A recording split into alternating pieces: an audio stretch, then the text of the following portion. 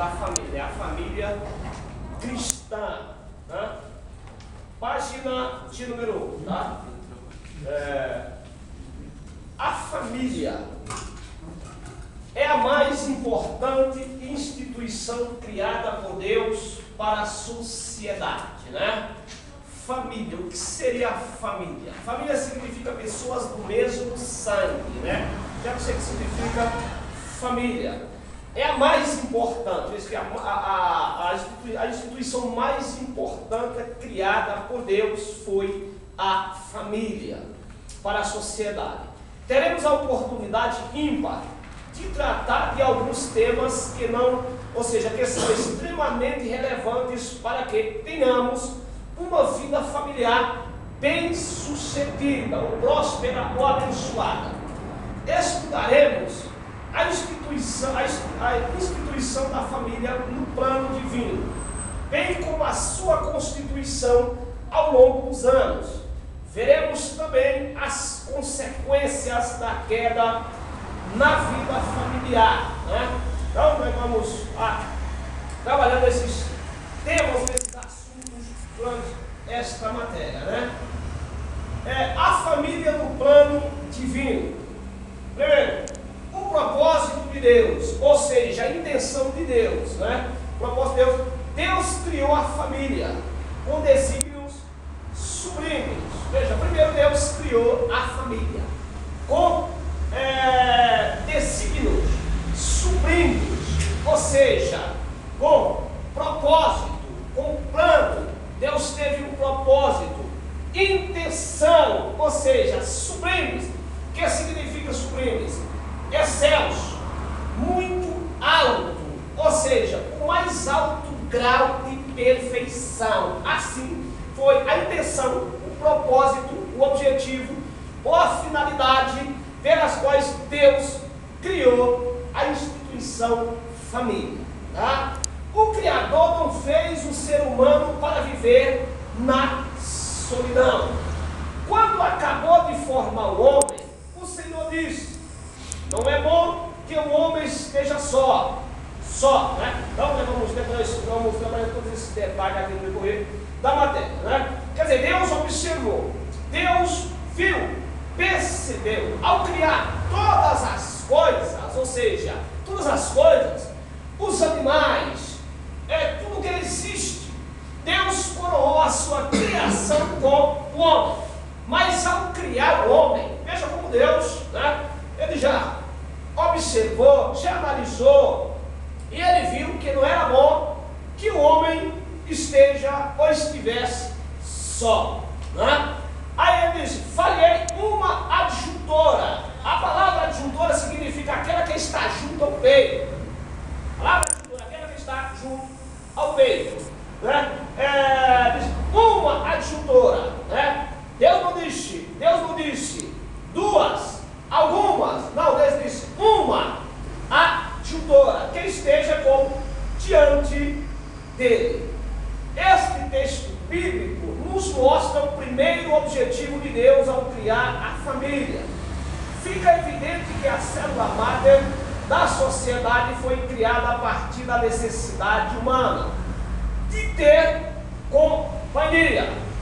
O propósito divino era estabelecer uma instituição que pudesse propiciar ao ser humano abrigo e relacionamento, ou seja, pois só pessoas se relacionam, tá? Só pessoas se relacionam. Então não tinha como o homem se relacionar com animais, com outros seres que possa imaginar, não. Só pessoas conseguem se relacionar, tá? Então o homem não poderia se relacionar com o anjo. Tem relacionamento, quando eu falo relacionamento, eu não estou falando de relacionamento físico, não, estou falando não nesse sentido. Então só pessoas se relacionam, e o homem precisava, ou seja, havia essa necessidade, ou seja, Deus ao criar, Deus o criou com essa necessidade, né, de relacionamento, de se relacionar. Então, Deus criou o quê? A mulher, uma companheira. Vamos estar detalhando aqui, vamos continuar aqui ainda nessa introdução. Atualmente temos visto e vivido tempo de escassez na área dos relacionamentos. Isso é mesmo. Estamos ficando cada vez mais superficiais, frios e distantes uns dos outros, né? Principalmente o relacionamento familiar, né, irmãos? Principalmente o relacionamento familiar. E quando eu falo familiar, eu estou me referindo no meio cristão, da igreja, não é lá fora não. Estou me referindo no meio nosso, no meio cristão, tá? Estamos ficando cada vez mais superficiais, frios e distantes uns dos outros. Por se multiplicar a iniquidade, o amor está esfriando, como Jesus disse. Por isso, precisamos investir em nosso relacionamento familiar. Podemos dizer que o segundo propósito divino para a criação da família foi fazer dela o núcleo pelo qual as bênçãos do Senhor seriam espalhadas sobre toda a terra. Muito bem, vamos fazer um comentário aqui à parte agora. Veja que Deus tem propósito para a família, né? A família foi a primeira instituição que Deus criou sobre a face da terra, já falamos. No livro de Gênesis, né, no capítulo 1, versículo 26 e 27, se dá o início da primeira família humana. O início da família se dá através de quem? De Adão e Eva. Família. A família ela é constituída a partir de um homem e de uma mulher. Depois, os filhos. Mas existem pessoas que pensam, não, família é a partir do momento que começa a nascer os filhos. Não. Família ela se constitui a partir de um homem e de uma mulher. Os filhos fazem parte, mas é a partir do homem e de uma mulher, tá? Adão foi formado à imagem e semelhança de Deus, né? E depois criado.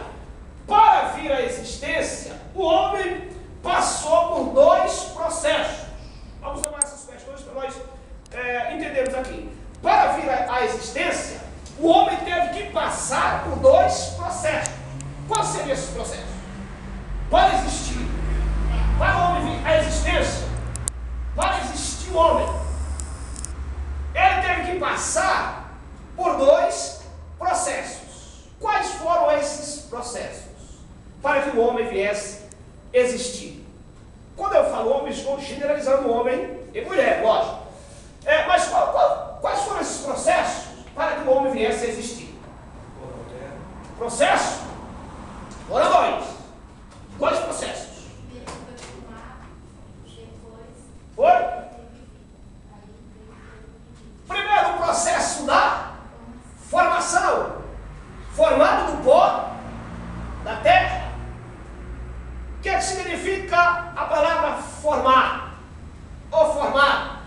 Significa vir à existência a partir de algo já pré-existente, que no caso aí foi do pó da terra, corpo físico, matéria, corpo material, corpo físico. Esse corpo, ele veio a existir a partir de algo já pré-existente, que seria no caso a pó da terra. Minha Bíblia diz que o homem foi feito do pó da superfície da terra, do pó, né? Por isso o ser humano tem a facilidade de se deixar levar por qualquer coisa, né? Pó da terra, dá um vento aí no asfalto aí, o pozinho, o pó começa, o vento começa a levar o pó. Muito bem. Aí depois, o segundo processo foi o processo da criação, né? Primeiro o homem foi formado, depois ele foi criado. A palavra criar significa fazer existir, trazer a existência a partir do nada. A palavra criar do hebraico significa trazer a existência a partir do nada. Esse homem aí está se referindo ao homem espiritual, todo alma e espírito. Então o homem é constituído de duas partes, parte material, parte espiritual. Ou se você quiser, o homem é constituído de três partes. Aí nós temos a tricotomia, corpo, alma e espírito, né? Aí, tudo bem, aí o homem veio à existência. Pelo motivo, por que Deus criou a mulher? mulher para o homem. Por quê? O que existiu? Por que Deus criou? Mas sim, Deus viu, mas Deus percebeu, Deus observou isso.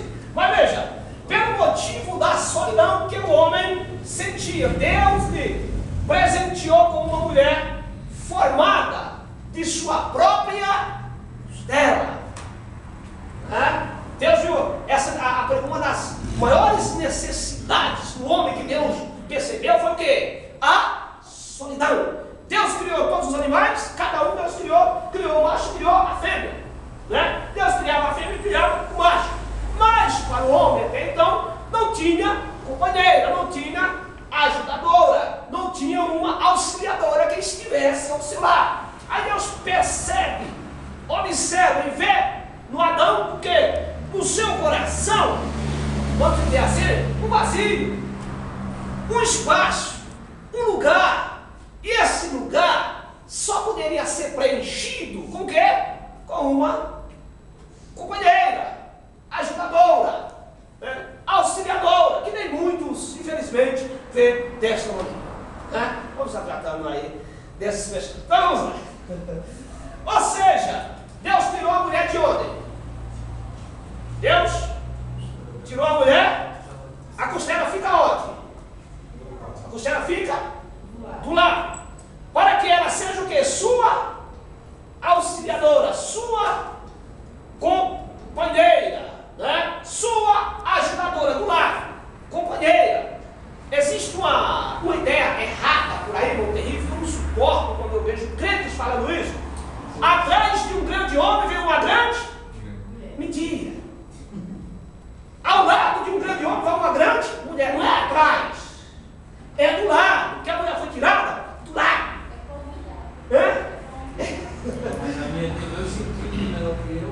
Ela tem 2 centímetros menor que eu. Menor? Sem sal. Não é assim.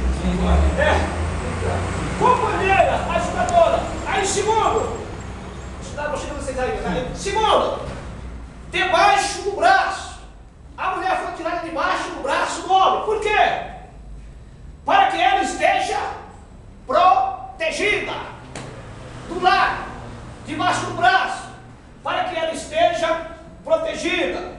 A mulher foi tirada também de bem pertinho do coração do homem. Para quê, irmãos? Para ser amada por ele, bem pertinho do coração, para que fosse amada. Então tá aí umas questões que certamente nem muitos têm percebido isso, o valor que a mulher tem, a importância que a mulher, que a esposa tem. Vamos lá. Não somente era bom que o homem estivesse só, mas ele precisava de uma auxiliadora. Veja, em Provérbios capítulo 18, versículo 22, lê para a gente aí, os irmãos. Vamos ver o que diz a Bíblia. Provérbios 18 e 22. Olha só o que foi que o sábio Salomão disse. Então está aí, o casamento é um pacto social, monogâmico, espiritual e emocional.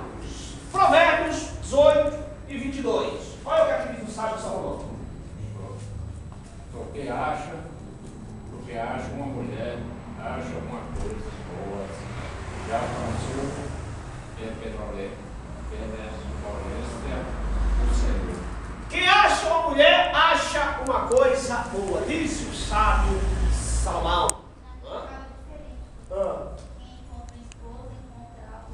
Isso, faz sentido. Faz o sentido, né? É o mesmo, né? Tá.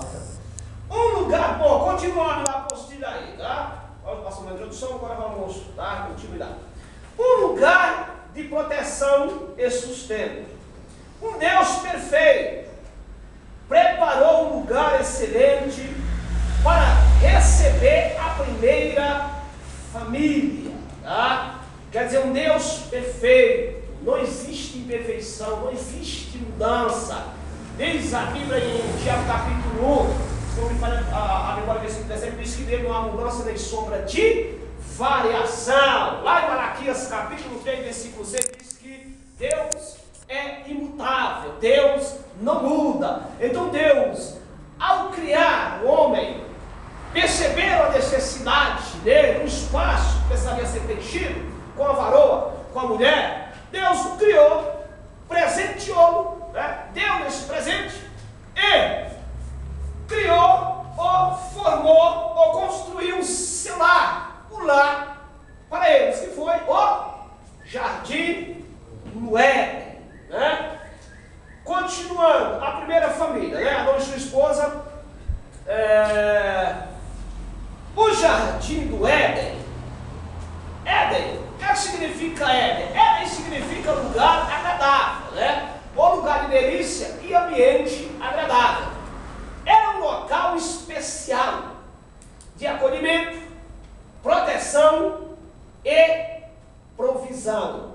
Veja que o Éden, para o lar dele, ou seja, o lar que Deus criou para eles, tinha essas três bênçãos para eles. No Éden, o casal tinha à disposição deles três coisas, né? Que isso precisa ser, ou seja, isso não pode faltar em um lar. O que? Acolhimento, proteção e provisão. Acolhimento significa que eles estavam acolhidos, ou seja, estavam nos braços de Deus, né? Segundo, proteção significa que nada os atingia, nada até então os atingia, a não ser que eles dessem lugar, abrissem as portas para que alguma coisa negativa viesse os atingir. Terceiro, provisão, ou seja, em todas as áreas não faltaria nada, ou não faltava nada para eles. Eles tinham à disposição, né? Tudo que se precisava, que o casal precisava, eles tinham à sua disposição. Vamos lá. Adão e Eva tinham tudo de que precisavam aqui para usufruir de uma vida saudável e feliz. Eles desfrutavam da companhia de Deus e nada lhes faltava. Quer dizer, não tinha necessidade de absolutamente nada.